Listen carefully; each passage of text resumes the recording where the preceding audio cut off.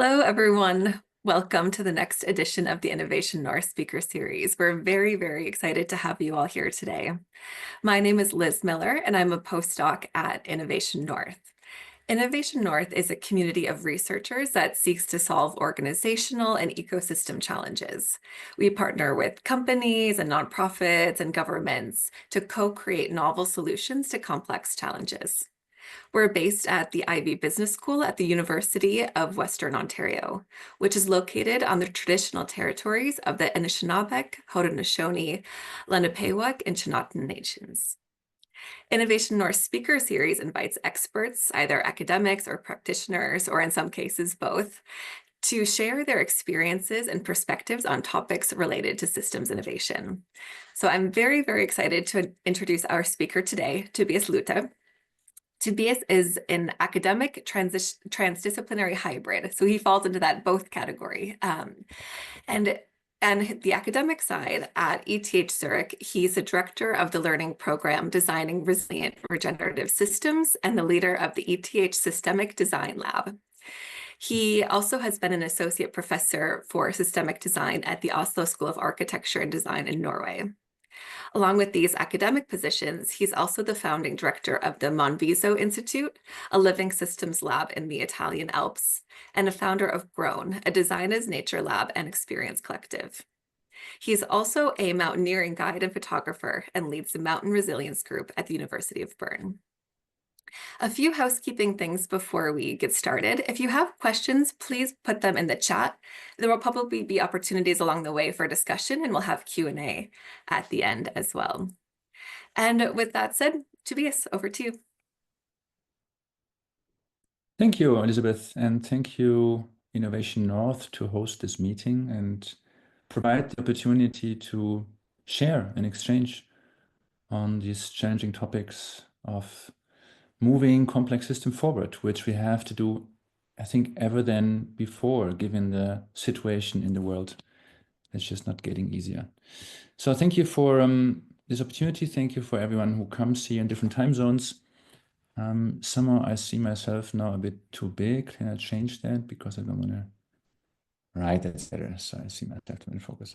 So yeah, thank you. Yeah, I prepared a bit of a sharing about very practice relevant lessons for me that I learned together with many others in how to move complex system forward.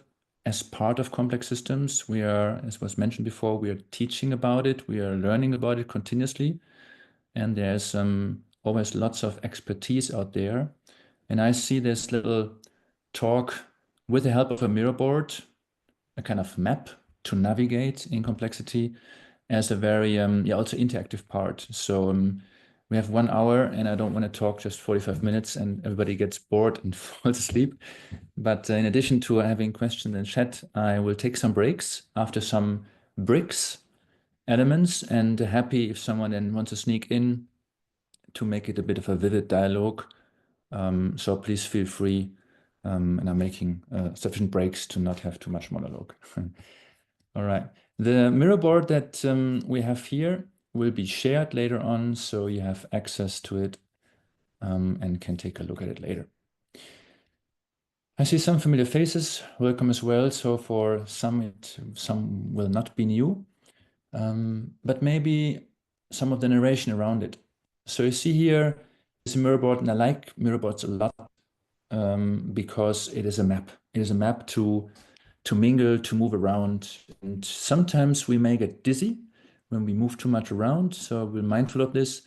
But at the same time, we can cross-fertilize, we can cross-think, and we don't have to slide back and forth in like 50 PowerPoint slides, but we can move around. And that to me is part of relational thinking in complexity.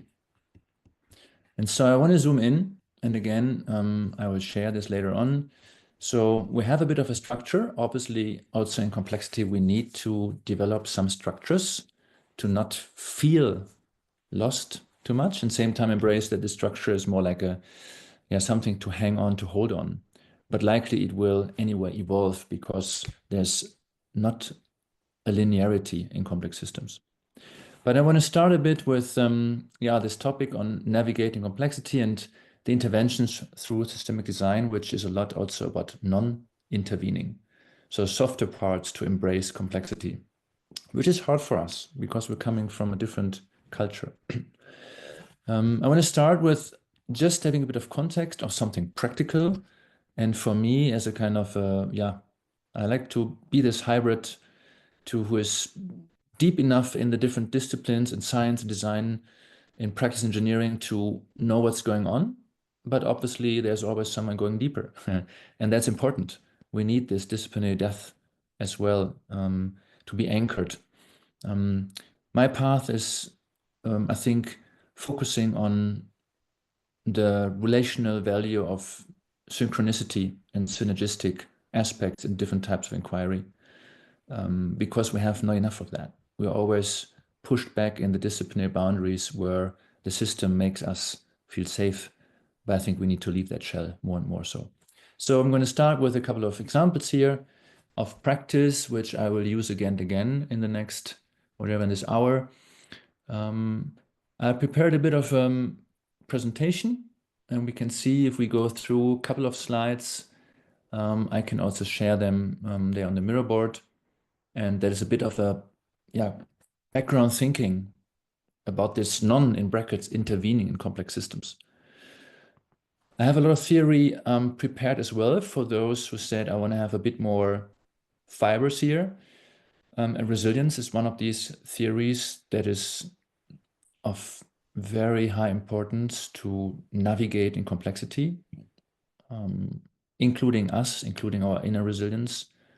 And I want to pronounce this right away, that we're consciously moving away from that feeling of we can analyze and describe and change that system there, where we are part of these systems. So we need to include ourselves much more than before.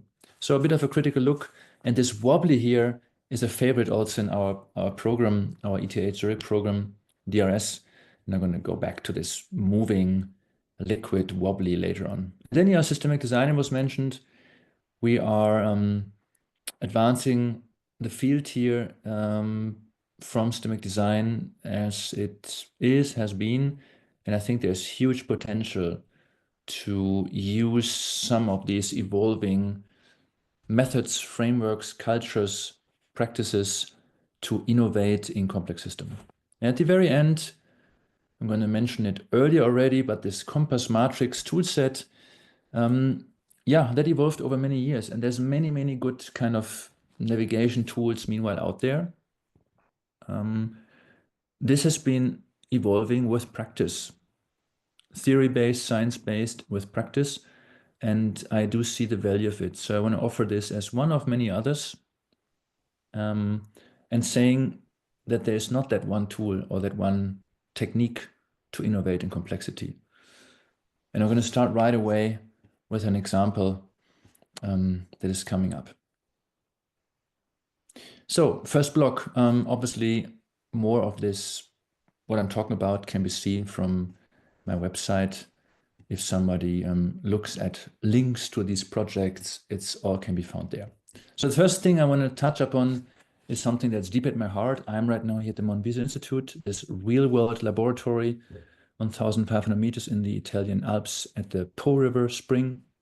You can see the French mountain border from here. And I just sneaked out for like a 1.5 hour quick ski tour, climbing a mountain here back in the snow to stay healthy and sane. And I did that in these skis. So these skis and different parts I basically designed over the last years, grown as a small entrepreneurial business, which never really has been a business. It has never been the idea to just bring out another company pushing products in the market, but rather kind of, entrepreneurial lab to experiment with better products, prototype them, show that they function and offer them to the market, and also test a bit how ready is the system to accept different products that have a lower negative environmental footprint and a higher positive contribution to our systems. And so in 2008, we won the first ever Eco Design Award on ISPO, the world's largest sport industry fair in Munich, with a basalt fiber composite construction. And that was in 2009, sorry, 8. And there was already a very early step in doing life cycle assessment based product and material innovation in an industry that has not been leading a lot at that time in sustainability and eco design. And then a few years ago, meanwhile, already 6 years ago or 7, oh my God, we developed the first hemp fiber composite skis. You can see here these hemp skis made from hemp grown out here on the field of the institute, long fibers, wood, veneer from here, recycled polyethylene for the base, different glue types, and hand laminated with an engineering course of engineering design in ETH Zürich. You can see here the layers. So it's a very, let's say, educational project, a ski that works, a ski that is mostly grown here outside and that reintroduces hemp as a forgotten plant into our product, but also economic thinking. And I'm going to get back to it later. In the same time, we developed this ski at that time, a bit earlier, that's called Arctic Change. It's a ski telling human influence on the Arctic. We worked a lot in Svalbard and Spitsbergen on Arctic social-ecological resilience over many years. And so I was there in the coal mines to get some coal, different types of wood, reindeer antlers. Obviously, no animal was killed. They dropped them every year. And different types of Arctic birch burn. You can see here the fine handcraft of the ski and the G for grown. So this was, again, not the idea to push more products in the market, but see how can we use artifacts to engage people, to make a new type of thinking illustrative and practical. And the hemp fiber ski with a published life cycle analysis, all scientifically based, with whatever 30-40% lower carbon equivalent footprint in the whole life cycle of the ski. That's a lot. All this Arctic change, which tells the human influence on the Arctic from first hunters to coal mining, to tourism, to all the climate change aspects today, and the rising interest in digging for, minerals in the Arctic and having geopolitical tensions with melting sea ice. How would a kind of eco-luxury product land in the shops with the sellers, with the companies, with the clients? Obviously with the right communication. So these are all technical products, artifacts. They are marketable, they function. I ski them since many years. They ski as good as others, but they have this extra, they have this systemic narrative in them through materiality and through tapping into whole other innovation cycles. And I can say, over all these years of working with such products and other products, we are not ready. We are not ready. All of us, our society, neither the seller in the shop who has to take extra effort to study and learn to sell such a complex, or let's say a complicated product to be exact, and the customer, us at the end as well. How much do I look back at myself to understand that I might have to look at products and consumption from a different angle? What about my inner self developing here? So it's not that easy. And products like these and projects like this help to prototype, to test, and see what things are moving forward and whatnot. So the second practical project is this real world laboratory, MonViso Institute. I'm sitting here in this house actually right now, which is of course a summer picture. I just skied here on the left side, just here a bit. So that's the High Po River Valley bioregion at the spring or source of the Po River. Here's France.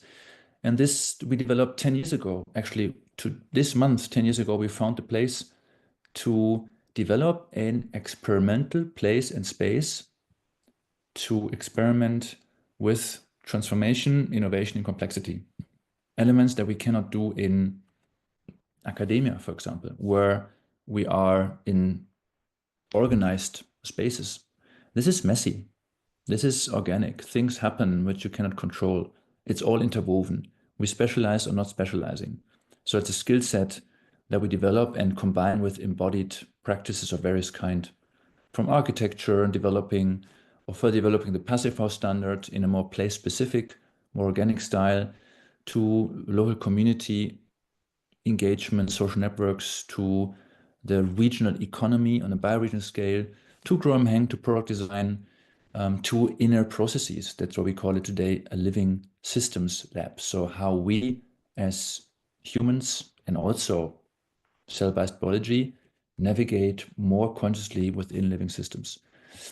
And we're having lots of practice in here and engagements. These are just examples of systems synthesis, also synthesis maps of a representation of a complex research design study in a very accessible way, accessible in terms of communicating it to locals, both on the community of Astana, about a history of human engagement, and also both abundance, but also having a serious system crash down in this community and this valley and economy. To the kind of valley perspective here, which sets smaller things into greater context. And now I have the joy that my mirror is frozen. Let's see how that can be changed. Well, that's part of the game. Let's wait a moment. Seems like it's a bit overwhelmed by some data. So in the right side, we're looking further into some activities that's not yet fully visible. I hope it comes back into the bioregional scale, so zooming out of this place and understanding better how we are part of regional economies that we grow. So let me just stop this sharing for a moment and see if I can maybe just restart this board. That sometimes help.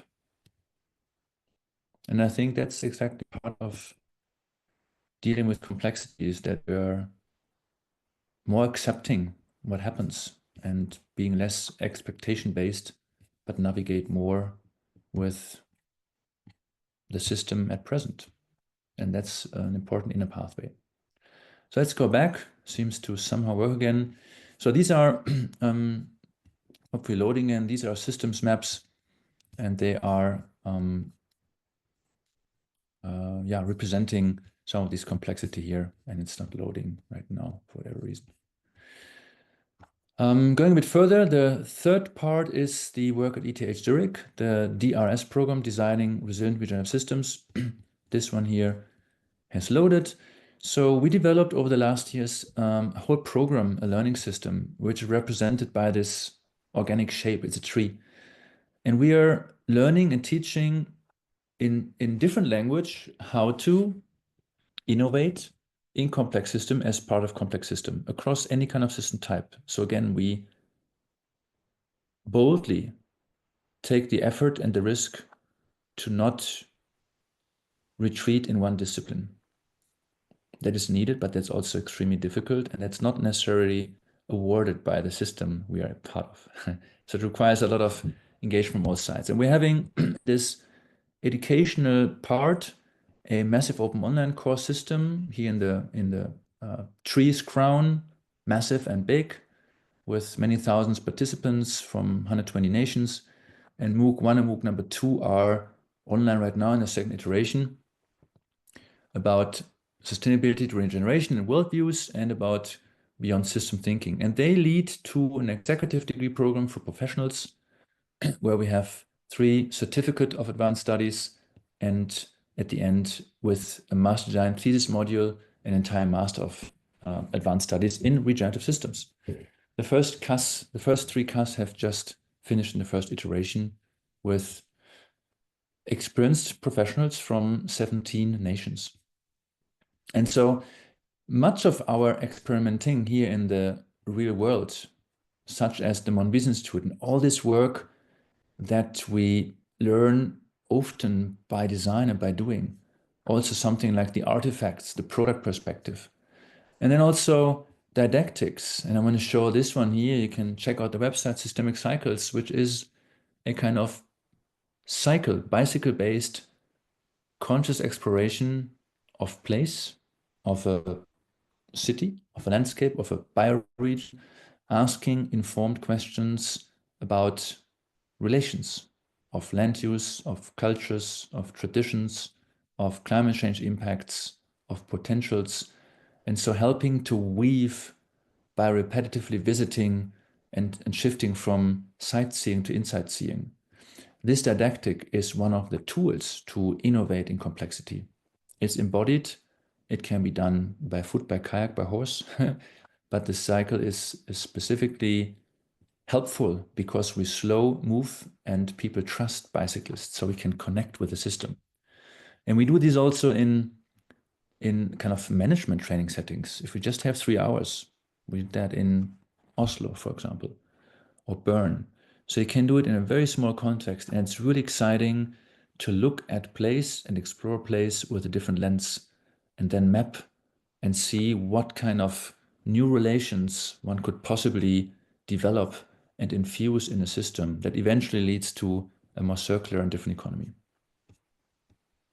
Yeah, and for just having this as well based here, this all comes together after about 10, 15 years on working on these projects just here. And I just want to show this map, and we call it Scaling Bioregional Regeneration and Transformative Integration Academia. So this is where all these elements come together, they're showed. And so you can see here all these specific, disciplinary, deeply, elaborate and explore topics. When you zoom out, they relate with each other. So the program we are developing, ETH, needs these kind of real-world practice examples. And that is foremost the MonViso Institute, but also the work of our colleague Daniel Wahl on Mallorca.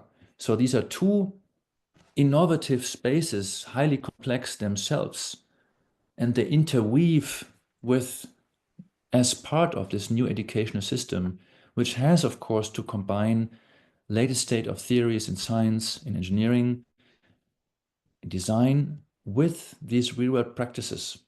And much comes out through relational thinking, including systemic cycles, didactic of being repetitive, including looking at other such exploratory places and learning from scaling deep, so really understanding the place specificity, and scaling out to see what we can do in other places. So this is just got funded by the Swiss Avina Foundation, and obviously it's a bit of a map to see that we need a strong focus on certain elements, but the real value comes in relation. So we got to bring these together, same as we build social networks. So that's maybe as a brief overview on the main kind of practical innovation project programs in practice and how they relate and nurture each other. Because the whole system only moves forward if we move the entire system. Each element here has been and is relevant to reach and achieve what we currently have. So before I take a break for maybe some question or feedback, I want to do what I promised at the beginning. I want to have a very concrete example out of this, which to me is representing some of this thinking that I hope we're giving more space to.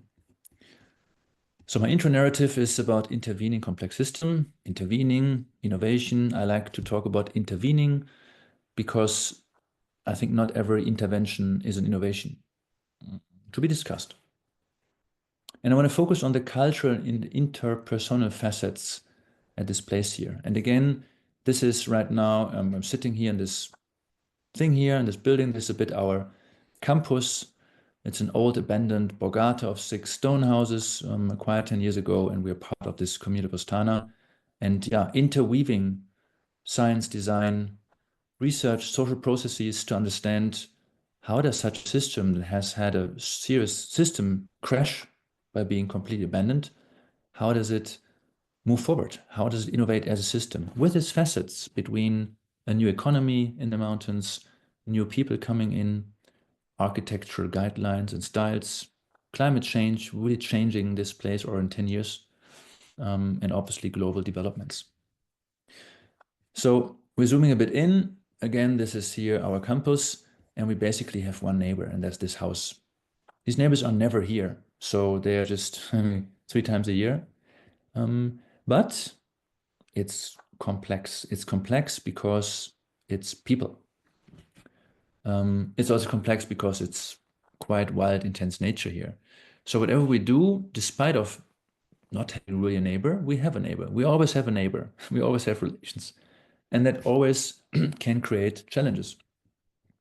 So there's a bit of a, of course, and I see, I think, Michael M. here, yeah. Michael, you were here. Hello, and you taught a kind of, ecology design lesson. And I remember very well when you guide a group and said about when ecosystems collapse, there's a kind of competition when they renew. And when they have found their spaces, they switch to collaboration. And if I remember right, and this is happening here. So when there's such a new development in a system, there is competition, there's boundary setting, there's people who feel maybe threatened in their safe spaces. So there's fights, heavy fights. If we know about these aspects, learning from nature, we can change our perspective and approach to it. And it took me a while I got a bit annoyed about maybe some neighbor issues, to say, hey, we learn so much from nature. We about it. So let's try to practice it. And let's always try to regain access, especially in a social context. And so this neighbor here has some trees here, big ash trees, and they grew so high that they obscure the view to the MonViso, which obviously is so valuable. And he said, oh, I want to cut those trees. These are big ash trees. Cannot cut them. Or I want to maybe buy this piece of public land here at the trail. And I said, oh no, please don't buy it. Then I have more trouble. So what can you do? We engaged here. We mapped the whole system through drone photogrammetry. Here's the neighbor's house, and here's some micro boundaries of terrain that you cannot see when you're just walking there. Same as here. These are old parcels of land owned by different people. So we mapped this and we did some research, some homework, and then we said, we can help you cut this tree. These are the big trees. We can cut them, we can trim them up here because we're climbers. And so we started to bring our climbing gear, electric chainsaws, and then climbed up and worked together with this guy and some friends and did that work up here. And then this is his house, and then said, okay, let's share the wood. We position it here at the kind of felt boundary between our lands. So he feels safe, we feel safe. And this was magic. This is the guy, and this is me, and a friend. And so he then suddenly brought wine, some sausages, some local cheese, and we just ate together. And it was magic. It was magic because we restored and rebuilt that relation, which was a bit difficult over time. And there was leading to many aspects. System thinking. Now this person talks in the community. They are from here. We are some kind of strangers. So they talk about this experience of building trust on a social, interpersonal aspect, and bringing the cultural and also for myself, my inner growth back to the game of not fighting, but rather saying, hey, how can we dance together in certain ways? And that to me is a core, an under notified core of innovating in complex system, is exactly that soft, difficult part of stepping over own personal boundaries, of reaching out again and finding ways to build trust. And this to me is more important than all technical frameworks and tools that are going to tap in a bit. Just this narrative. So I want to have a brief stop of a minute or so to breathe and ask if anybody has at this point a question or a comment or a sharing before I go a bit back in the technical part. maybe an experience of contesting or supporting this statement of the relevance of tapping into the messiness of social relation and rebuilding this and not retreating primarily on the technical tool and the data that we believe so much in our trainings does the job. Maybe I will jump in and ask about scale, because with one neighbor, you can interact and build trust. But when you have 10, 15 neighbors or even more, you have problems of how to work together in collective action. So I just wanted to pose that question, and thanks for the overview of your experience over there. I'm coming from Colombia. Thank you, Roberto. Colombia, wow. Yeah, I mean, the cultural differences, they're there. The scaling, and we call about scaling deep and scaling out, not scaling up. So we're not copy pasting, but we're trying to learn from such narratives by sharing them, how we can try to find a similar way in other kinds of relations. So what happens with this neighbor is just a prototype, a proxy. We're doing this on many fronts by engaging with different people in the way that connects with them in the situation that often comes up. So it's a lot of waiting for the right moment, but also system thinking. As said before, this neighbor and his partner, they are from here, they're deeply embedded, and they will talk about this. They will talk about to other people where I don't have access maybe. So I trust that this somehow has an impact from within in the system on multiple fronts. We also zoom out and bring student groups and say, today we are participating in a kind of community working day. And so there's many elements that we consciously play with, obviously with lots of failure and also frustration. But I think the lesson to me here is really clear to know about that power, about this soft and warm and qualitative stuff it is usually very difficult.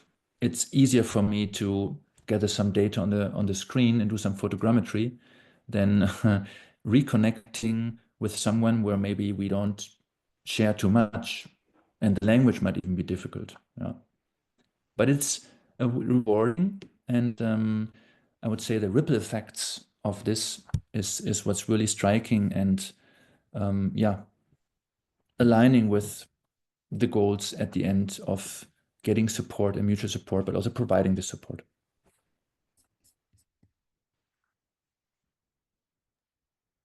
Tobias, we have a couple of questions in the chat as well. I don't know if you're able to see them in your screen. Yeah. Yeah. Yeah, maybe I think we can go through to some of them, but maybe if someone with an urgent question want to just formulate it here, and the rest we can, I think, also go through. We will take the mic. How to decide where and when to intervene or not. Yes, that we're coming to. That's part of the framework, so I'll leave that for a bit. And interaction with and between humans, nexus and complexity. Michaela, yeah. I would say so, yes, for sure. Especially if we do this in a kind of, at least when we can again, a kind of meta-aware way of building meta-awareness in this around. And again, it so much goes back to that exercise in dealing with ourselves, with myself, and how I perceive and react in the kind of communication process with senders and receivers. I think, yeah, that's and that's a life challenge. Okay, so let's move a bit forward, and please, again, I'm going back later also to this chat, but I want to also use our time here to show you some more elements. So the next thing, I want to briefly go to this long frame here, which is a collection of more frameworks and more technical aspects, more technical tools. And I'm doing that to not only stay in the narrative space, in the soft space, but saying, yes, it's really helpful to have some frameworks. And I call it a theory practice journey of transformation in complex systems. I don't call it theory of change. There's many theories of change, but I think the theories of change in complexity require practice in that as well. So the first thing, and these are graphics from our DRRS program. First thing, it's really important, I think, to state is pendulum. Often we are coming from one extreme to the other, and we're seeing a system state that we don't like, and we are reacting with the other extreme. So we're creating a lot of inertia here to balance from one extreme to the other extreme. I have very few examples that I can state, and maybe you know some of them or others, where we identify a system state that we don't like politically or a lack of equity, where we wouldn't react as a society, a system, with a kind of counter-strike, extreme protest, which I think is needed often to create enough energy to start a discourse, to break open a crust. But it pendles a lot back and forth. It creates energy and opposition. And what I'm missing is the conscious dialogue of saying, hey, we're here on the left one. That's not what we want. The other one is also not extreme. We also don't want that. It creates new problems. We somehow want to have something that moves around and balances, but that's really, bringing things and elements together.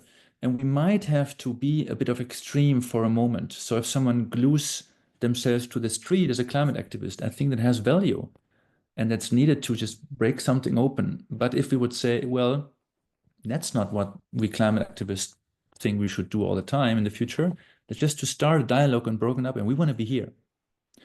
So this meta-conscious awareness of communicating these patterns, that to me is missing. And I have really very few examples I could cite where this happens on a political dialogue. The other one is this capacity to learn that we need to open to unlearn to be able to relearn. And that's a very hard step. We are all experts in something, and yet we also know that we know more and more what we still need to know. So this conscious process of being part of systems and despite of expertise, approaching a system in a mindset that we need to learn always a lot. And we might know enough to act. I do think so. In general society, we know enough to act and we don't act enough. But there's always this notion of accepting other ways of knowing and reasoning and going with continuously changing systems. 7 generations principle, we realigned this a bit that, learning both from the past and for the future. And here we have 3.5 years in the past and the future. So also learning from ancient wisdom, from place-specific knowledge, and looking both back and in the future. That to me is also an important element. Obviously, systems thinking, that's iceberg model in a different iteration here, makes us aware that we often work with the visible, especially in a fast world. So when I hear that companies right now, for example, are really focusing on the problems right now because the situation, the market, the global market gets difficult in variations, we try to just look at the problem right now and fix that issue right now. That's okay. But if we don't at the same point understand the pattern, systems, structures, and underlying worldviews, we won't be able to have a long-term impact at that system and with that system. So the system thinking part is key. And with this, I want to come to first, it's a current iteration of a wobbly. And I haven't introduced the wobbly imperfectly yet. And I want to do this by quickly showing you another graphic. Let's see if that works. Yeah, I hope it works. So let me share this one because that is quite important for the communication. So you're seeing here an example from our research on hemp economies. And this thing here that we call a wobbly, that's basically representing a complex system which is a network, and it continuously changes shape.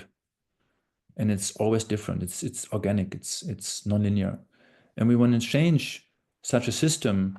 We are trained to grab it with a disciplinary approach, with that one method and somewhere. And this system will just change its shape like a jellyfish, like a wobble. And we won't, it just changes its position while we feel safe that we applied that technique. Instead, what we need is a very holistic approach of becoming consciously part of the system and moving it almost like with a fishing net forward. So that's a bit what we call this kind of a wobbly, and represents a lot of these works. So this shape here is this wobbly, and it's a collection of different theories and practices of change for intervening complex systems. I'm just showing it shortly. You can see some of the graphics in here. You can see social networks and how we better understand network structures to interpret how innovative and open for transformation a system is, to the tipping point discussion in regime shifts, how systems innovate. They're not innovating linearly. We need a lot of inertia, a lot of energy to move from one system state to the other. And there's this stimulus, which can be a hard stimulus. It can also be a continuous soft stimulus. It can be an inner stimulus, which would be the most powerful. There's the butterfly effect, where we also know that for the good and for the bad, that just one moment, that one contact, that one idea can do the job, in both directions. So we got to leave the space for it. And this innovation is incrementally. It goes step by step, and we slide back, and it's different type of stimuli. So this is part of a collection of a map about how to intervene in complex systems, where it goes deep into some science elements, into different methods, into experimental places, but also in embodied practices and the processes. And one thing I want to name here is that post-activism, coined by bio-composite, which is something roughly translated is when everything got stuck, then we are in a post-activism phase. When everything got stuck and we don't know what to do, we just give the system space. We do not intervene.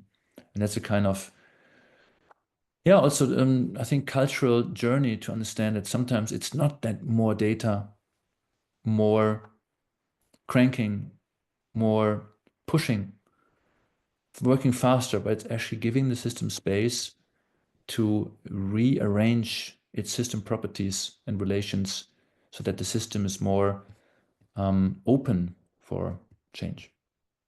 Tobias, a quick question. Thank you so much for this presentation. I wonder if we're able to receive this mural board slide.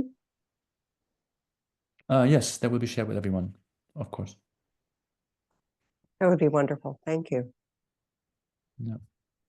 So and it's what I want to do here is basically explain that map so that who want have a bit of an access and find these elements and how they relate with each other. And why we are having a bit of an attention on this rather softer aspects of innovating complex systems, because we have a lack on it, we're having also these kind of harder frameworks. And one is the resilience understanding that every system, every social ecological system, every system we interact with undergoes basically 4 phases of adapting and innovating. So one is the conservation phase, where a system, a company, for example, is stable, everything works fine, or a forest is stable, as stable as it can be. And then there's a release phase, a kind of crisis, which could be COVID, or it could be a fire. And then the system is forced to reorganize and then grow a new system state into conservation phase. And so if we know about these patterns of systems, we can have different tools to analyze them, sense them, analyze them, to then identify, is the system open for change? In a conservation phase, likely not so much, depending on the type of change. Maybe an investment in the future, possibly because it feels stable. But the really high innovative potential is here when a system is reorganizing and growing again. That's where a system is most open to innovation and also needs innovation.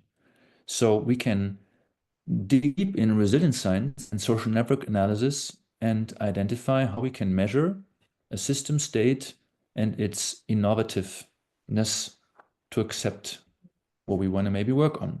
We often don't do that. We just intervene because we think we want to intervene.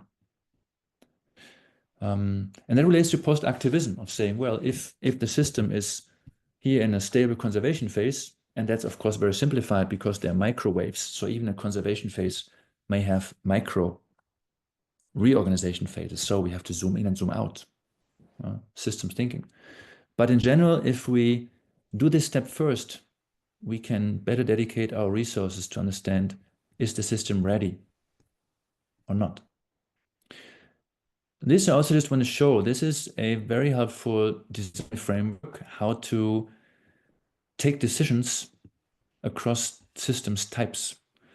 And we're having here 8 scales of decision making from 1, and it's explained down here, green chemistry, so carbon dioxide, for example, nutrients, to raw materials and supply chains, to product development, goods, to the built environment architecture, to cities, communities and the services, to the landscapes, to the regional scale or bioregions, to transnational scale. And this Fibonacci kind of spiral is nested with other spirals. So the idea here is to learn and remind ourselves that if we, for example, are a city planner or an architect, we focus on that scale and we have enough complexity and complicatedness in that scale and different types of circular flows. Next to materials, we're talking about financial flows, water circularity, we're talking about energy/carbon equivalence, and we're talking about social circularity, which is often also looked over. So it means whenever we have our focus scale of innovating in a system, that's right, there's enough to do, but any decision is embedded and interrelated with all other scales. So whatever we decide, for example, for a building, we have to not only look at the energy performance of that house, but think about where the resources come from, which have, of course, a landscape perspective. And think about how this relates possibly to a less globally supply chain independent economy that is more bioregional, that is more resilient against something like also pandemic, and also more resilient against global political streams, where we right now see this refocus on the bioregional scale. So any scale that we are working on here is interrelated, but we often don't look. It's a framework to help remind us wherever we start as our focal point. If we're a product designer, a city planner, an architect, a service designer for healthcare, we have our focal points, but we got to learn to continuously zoom in, zoom out, and see what are the impacts and effects deep in and deep out in the spiral. And this is explained here in detail on the example of a hemp economy. So someone can look it up and understand how it is practically done with hemp. One more I want to show here, also these kind of framework that help a lot, I think, is again, systems thinking and understanding there are shared spaces which we often don't see. In this case, between people community in the cities, where of course most people live, with their own complexities in here, and the relation with the rural. It could be alpine or coastal or plains livelihoods. So there's a huge exchange of goods, of services, of people, and there's lots of tension and problems and dependencies. And that's just increasing in the world. And there are different flows that happen in between. And so what this shows is a kind of designing a framework to understand if we, wherever we come from, if we take a bit of a systems lens we understand that we are interdependent for the good and for the bad. And we can use this new consciousness to work in the common spaces, to identify the common space, the common narrative where we share, and then apply different technical tools, different tools for change that work on this synergistic design between, maybe on the first glimpse, not connected or not relevant entities. So this is to the one question in the chat: how do I decide when to interview or not? And I think that's a key question. So this is a formative framework in systemic design, which is the current state. It's always work in process, but I think it's pretty far advanced. And so the idea here is, we call it the systemic design wheel of inquiry. There's 7 types of inquiries, and all of us come from some types, maybe. And so the idea is that a decision maker, an intervener, entrepreneur, consultant is here in the center. It's that one person at the end that takes decision for themselves, but it's of course part of communities and networks. So the idea is here that this wheel of inquiry, we have a way to take decisions if or not, and if so, where, when, and how we should intervene in a system. So we have these 5 questions, and each time I think I want to intervene, I would ask myself, do I really have to intervene right now? Really? Because we learned before, if maybe the system is not ready to accept our intervention, maybe it requires some time. We leave it alone because we over-engineer a system. If I decide, well, yes, and basically non-intervening is also kind of intervention. It would mean, yes, if I don't act, that also has an impact, a more indirect impact. But if I say I want to intervene, I just ask myself, really, why is that the case? Then I will ask where in the system. So the place specificity or the people specificity. And then I would ask myself, when is the good timing? How can I balance this timing and better understand the system to be intervening at a better point of time? Then I ask myself, what does my intervention contain and how? So the what and how relates to these different methods and practices here that come from different types of inquiry. It could be that I need a design path of whatever envisioning foresight workshop. It could mean that I need more data, so I need some statistical data analysis. It could mean that I need some photogrammetry or computer-aided design to build a prototype. It could also mean that I need artistic intervention to soften and open something up. We may need embodied practices, systemic cycles I mentioned, but it could also be better connecting with local culture and language, even in terms of working with people from different cultures in their own company.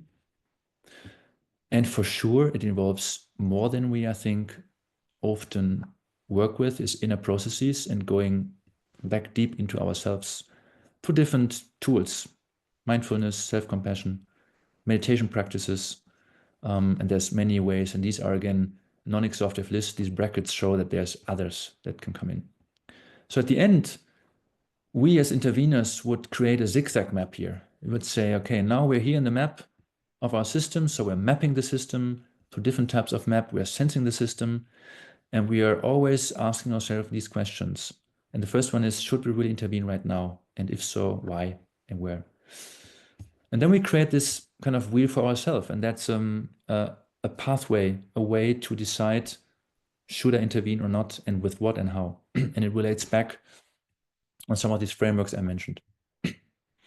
In respect of time, at very last, to go through this, a latest iteration of another tool to help take decisions is this, we call it compass matrix, and we call it consciously regenerative management, in full awareness that we shouldn't overuse terms like regeneration. But I'll show it in a minute why the term is being used here. So we're having a pathway over time, and we want to move a system into, let's say, a long-term condition to be vivid, and live and why and are very generous. So when I make a business for the system, for example, but on a long-term way that it actually contributes to planetary health. And so we divide this in 3 phases: a homework phase, a performance, and art phase. And we see here that the transformational investment that the system has to do is highest in this performance part. Performance is the bridge between homework and art. Art would define a system that is regenerative, a management, a company, a community, a bioregion that has found a kind of fluid state that can be called regenerative. So it's continuously renewing its own resources, and it creates conditions conducive to life. We are often here in the homework part, where resilience, and that's the orange wavy line, is the lowest because the amplitude and the oscillation is the highest, meaning the shocks of system, the crisis, have the biggest impact. We want to reach the art. We call it the art, like a surfer. We want to save the kinetic energies, and we want to increase resilience with less severe impacts of crisis because our system is redesigned. So that's the big goal. How do we get there? By, first of all, understanding there is a pathway that requires not only the homework, which we define as the legal aspects to do in the moment, but also this high investment. And just to show you on a high level, this next step would be the Compass Heat Navigator, which is data from this spreadsheet, which is really building the bridges to environmental social governance aspect, to corporate language and working, to administrative work and controlling work, by creating a kind of heat map data points, which then gives us a high visibility of navigation on this compass. Where is our organization, or the organization we want to innovate in, situated in its pathway towards reaching that kind of art of the future? How much of our homework have we done in terms of risk, compliance, legal aspects? And we get these dots here at the end coming from this table and the different cells that we can mark with different numbers in the system. And that's ESG to bridge to the current language, but it's also systemic. So there's system thinking and systemic design included here, where we ask ourselves questions from homework to performance art. We fill in the kind of scoring scheme. Where are we at? And this comes back into such a kind of visualization, which is then the high-level communication part in the kind of business meeting for the client, but for the actual work with the controller and the technician, we have this table. And with this, I want to zoom out again of this very strenuous look into these frameworks. And I want to summarize a bit that these explanatory frameworks intervening in complexity are some kind of a melange that fits together, that helps us to navigate between different technical embodied aspects and tools, and that's continuously moving. And there are explanatory frameworks that help a lot to guide decision making, and that somehow tick the box of feeling safe, of that's our strategy, that we come to decision, and then we can make a hook. And yet it leaves space for the needed soft and cultural moving forward, the kind of real world laboratory. And it comes back to the place we're co-creating, where we embody and learn the acceptance of this unplannability. And with this, I want to start and some open discussion. Thank you so much, Tobias. Unfortunately, we're out of time for more discussion, but I think I can probably speak for everyone here that we're very much looking forward to digging deeper into your materials. And I found this very inspiring, so we really appreciate you taking the time today. So a couple of quick things. We have 2 more talks left in this academic year's speaker series. Our next session will be Josephine Sassen van Meer of TNO, the Netherlands Organization for Applied Scientific Research. She will be joining us on March 27th to share how to implement systems innovation in practice. And then the final session for this academic year will be Ralph Hammond of the University of Cape Town's Graduate School of Business. I know Ralph was here, but I think he had to dip out already. He will be speaking with us in April. Jess has posted a link in the chats. He'll be sharing more of the practical on-the-ground experience.